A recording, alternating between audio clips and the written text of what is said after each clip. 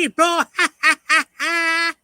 Hey everybody, it's Yu-Gi-Oh! Master 88 here, and welcome to another Outdoors live stream. I will get started in just a few minutes, but first, house cleaning. If you enjoy these just as much as I do, then smash that like button, ring-a-ding that notification bell, and subscribe to my channel. Thank you.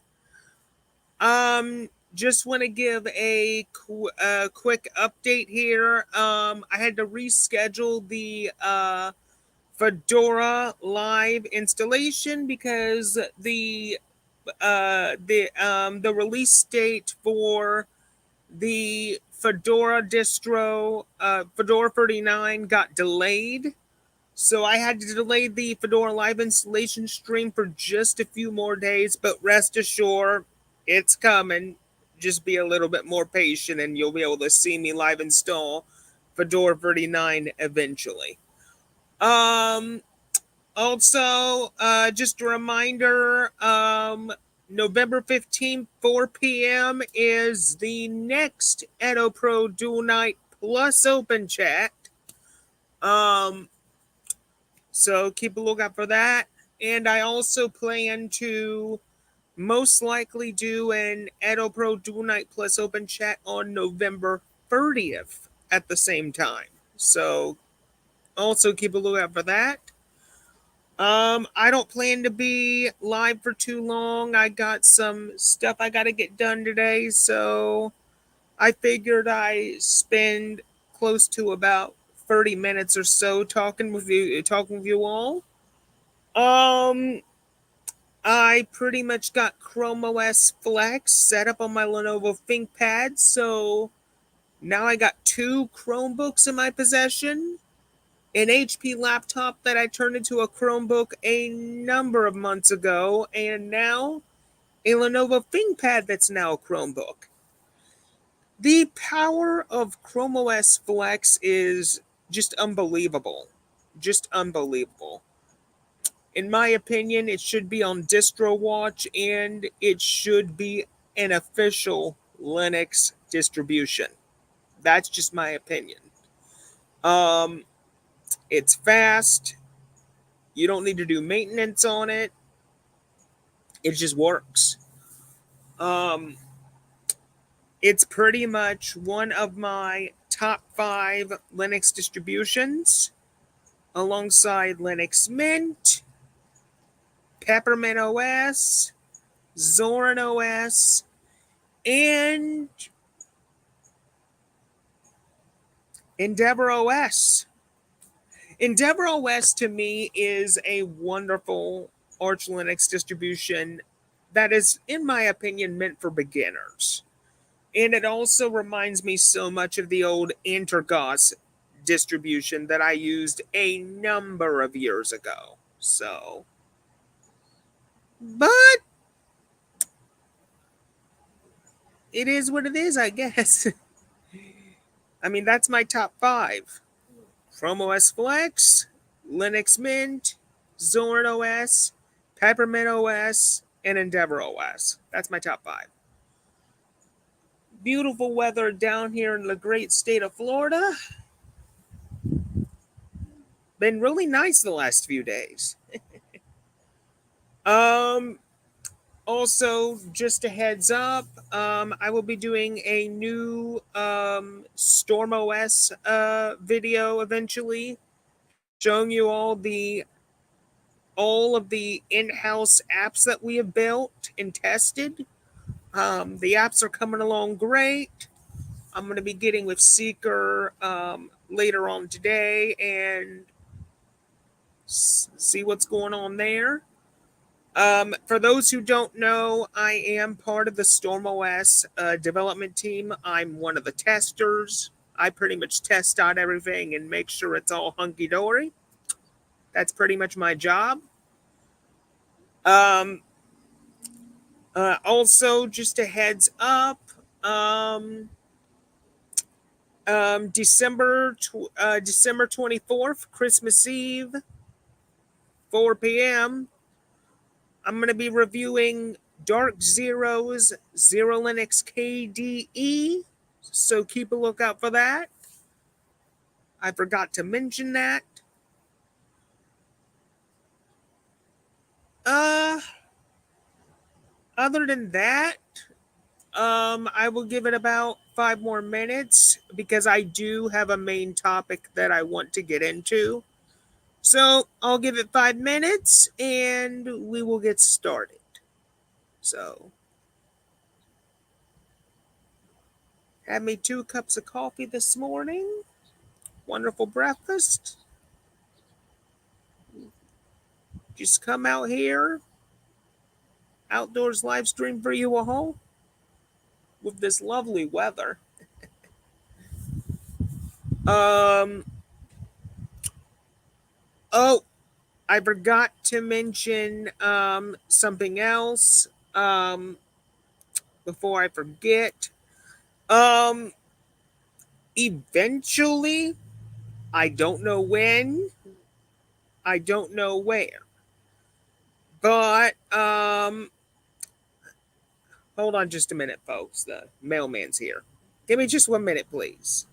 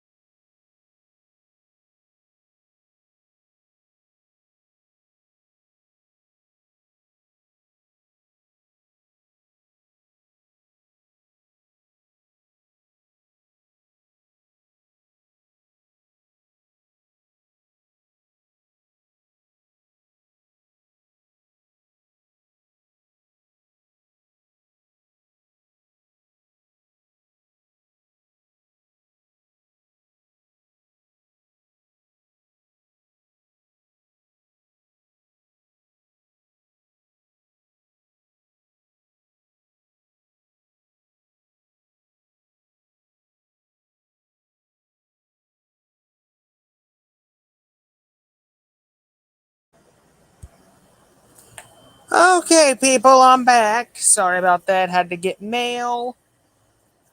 Okay. I'm going to give it a 2 minute warning and then we'll get to the main topic for today.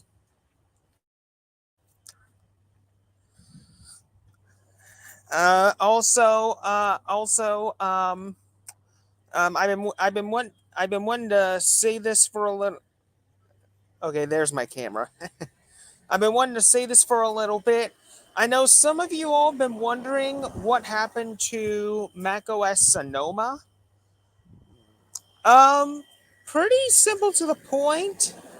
While I do like macOS, while it's good for what it does, for the purposes for what it does, um, a realization hit me like maybe a week ago, and the realization is this: while macOS is better than Windows, in my opinion, in terms of privacy and security. In terms of privacy and security, comparing it to Linux, there is no comparison. Linux is just better still for privacy and security purposes. And also, in terms of multimedia production, Linux is just better. So while I liked living in Sonoma, I just like living in Linux a whole lot more because I'm so used to it.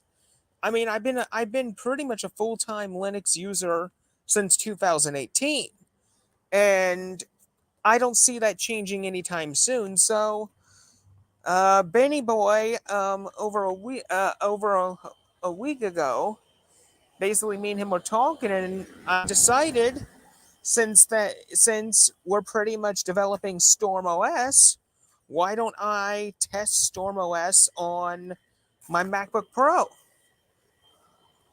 Turns out I made a really good decision. Storm OS is working wonderful on it. All the drivers are working perfectly. In terms of me testing the window managers, I had to go online, do some research on how to get my MacBook Pro's touchpad to work with window managers. Luckily, I found a nice little config file online. I installed it, logged in and logged out and logged back into the window manager that I was using at the time, which was i3, and it works. It just works.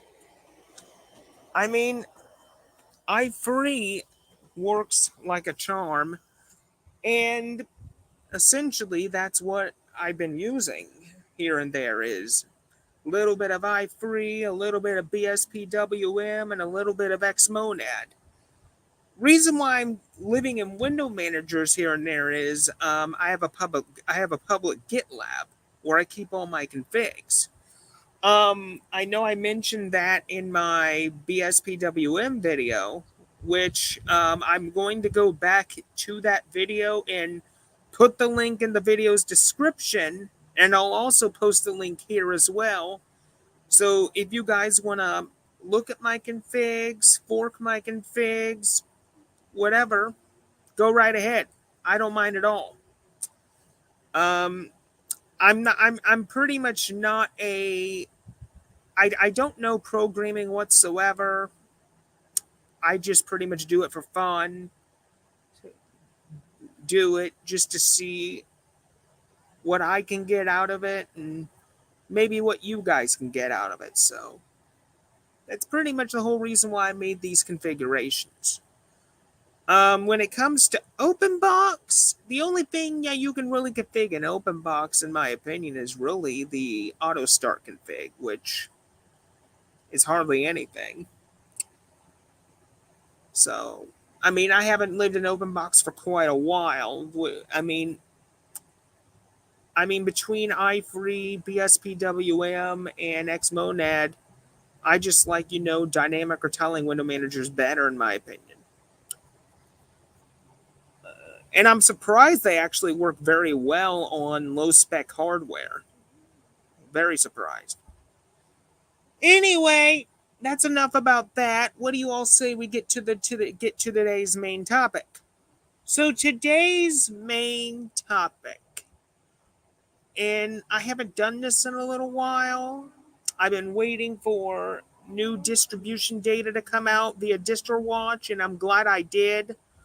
Um, Today's main topic is going to be my top free Linux distros for late 2023. I know I did a top free Linux distros earlier this year, but around that time there wasn't that many options. But this time there are good options. So anyway, what do you say we get started, shall we? So my top three Linux distributions for 2020 for the latter portion of 2023. Uh, Number one is it's a tried and true Linux distribution. I've used it for many years. I still consider it one of my top three. Peppermint OS. Now, Peppermint OS has a soft spot in my heart. Very fast, very reliable, doesn't break. Hardly ever had an issue with it.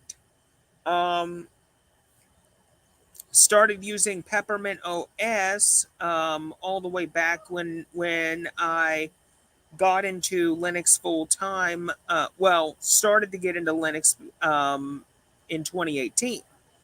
Around that time, it was Peppermint 8.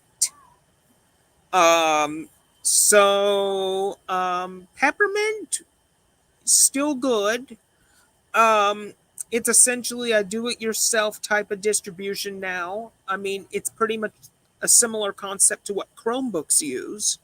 You basically put on there what you want and use it the way you want. That's pretty much how Peppermint works.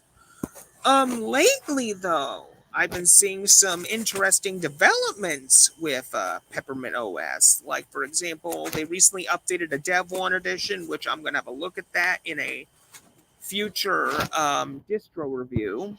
I do plan to review the Dev One edition. So keep a lookout for that. I'm gonna pretty much start production on it Tuesday and hopefully get it out by then. Um, um, yeah. So, so the Dev One edition, interesting version of Peppermint with sysvnet. Use that here and there, but I prefer the Debian stable branch of it a little better because I know because it simplifies things. I also know that they have an ARM edition out for ARM based processors, which is really nice. ARM based processors are getting some Linux love, a lot of Linux love. But the one thing I did notice about Peppy as of late is there is a GNOME flashback version of it, which I find very, very interesting. So I'm gonna look into that as well and see what's in it. But overall, what more can I really say about Peppermint? It is a tried and true Linux distribution for the masses. It's fast, it's snappy, it's stable, and that's why it is one of my top three Linux distributions for late 2023. Number two, um, for my number two pick, I would have to still give number two to Zorin OS. Zorin OS, I used to live in that for a long time. Whether it was the XFCE build or the GNOME build, both are really good. Both have their own use cases and purposes. But other than that, another tried and true Linux distribution. It's been around since I believe 2010, from what Total West Today said. Um, Really nice layout to welcome in Windows users who want to jump into a good Linux distribution. It's a wonderful way to get Windows users to Linux. And above all that, Wine is an option that you can install if you want to say you want to try out some Windows games or not. I don't prefer Wine these days anymore because to me, most of your gaming is going to come from either source port engines or Steam and Proton. One of those two. I don't really look. I don't really use Wine hardly anymore. It's either one of those two: the source port engines, or the Steam Proton. Because the Steam Proton has like a more organized, well-oiled wine that, in my opinion, works a bit better than normal wine. Other than that, that's basically Zorin OS in a nutshell. A wonderful, wonderful distribution. And for number three, my top pick for late 2023.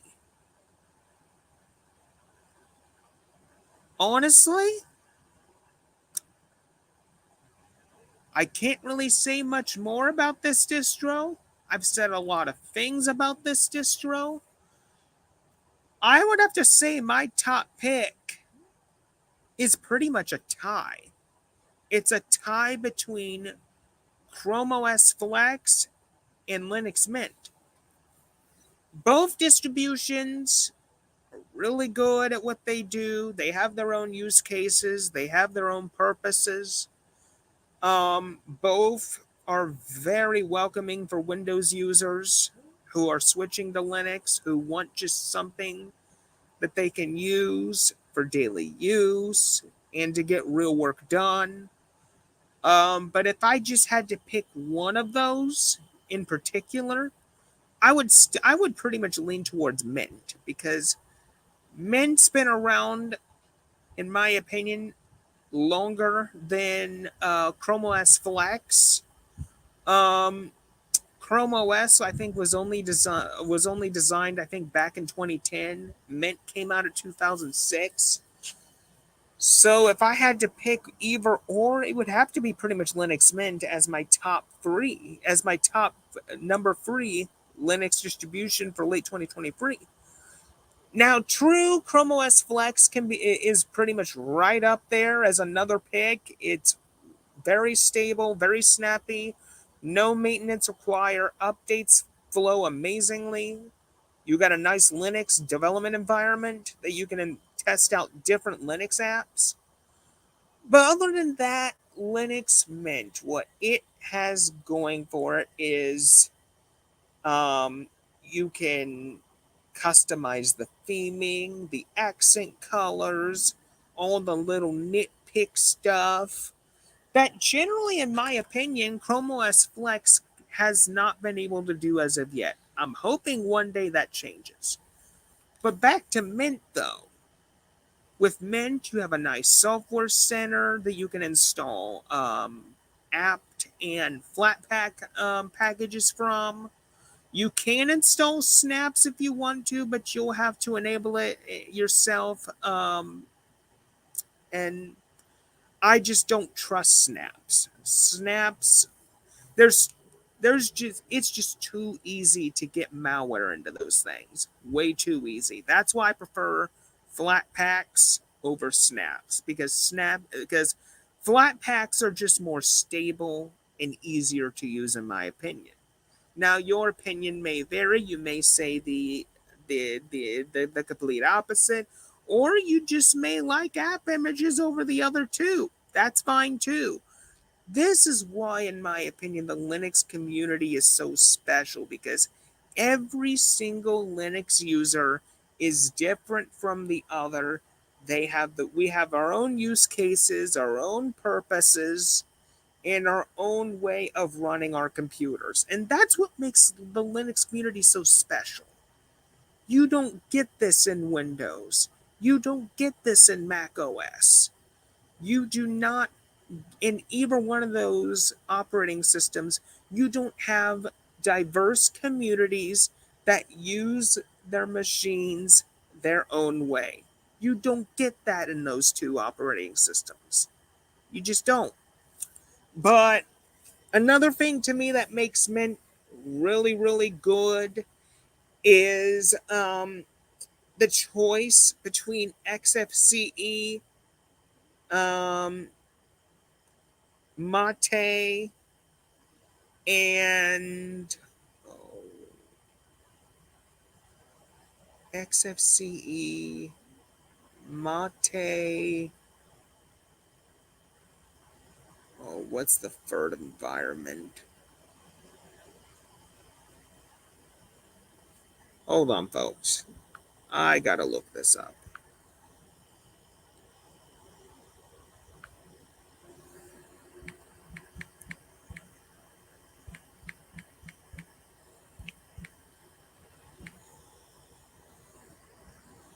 I gotta look this up, folks.